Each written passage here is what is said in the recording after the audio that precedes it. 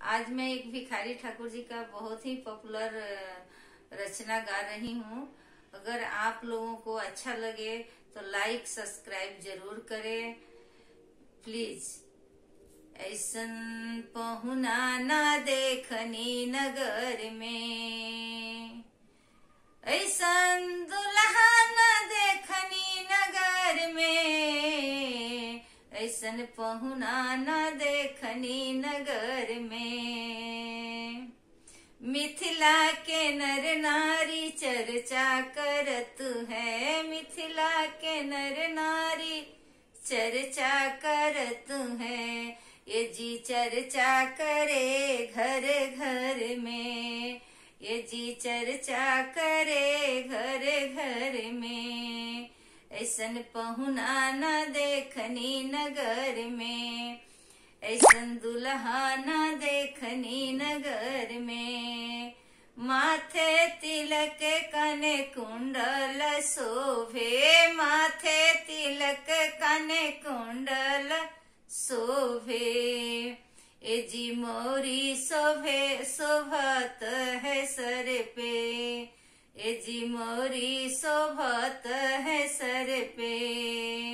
ऐसे पहुना न देखनी नगर में, ऐसन पहुना न देखनी नगर में। ऐसन दुल्हा न देखनी नगर में, ऐसन दुल्हा न देखनी नगर में। ऐसन स्वरूप कहीं देखनी न सुननी, ऐसन स्वरूप कहीं देखनी न सुननी। ये जी सागर समाए गागर में, ये जी सागर समाए गागर में। ऐसन दुल्हा न देखनी नगर में, ऐसन पहुना न देखनी नगर में। सिया जी के नाते पहुना हो गईले, सिया जी के नाते पहुना हो गईले। ये जी नाता जुड़ल छन भर में, ये जी नाता जुड़ल छन भर में। ऐसन पहुना न देखनी नगर में, ऐसन दुल्हा न देखनी नगर में।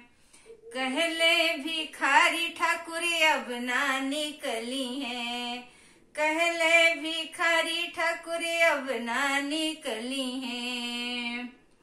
ये जी गर गईले भीतरी नजर में, ये जी गर गईले भीतरी नजर में। ऐसन पहुना न देखनी नगर में, ऐसन पहुना न देखनी नगर में। ऐसन दुल्हा न देखनी नगर में, ऐसन दुल्हा न देखनी नगर में।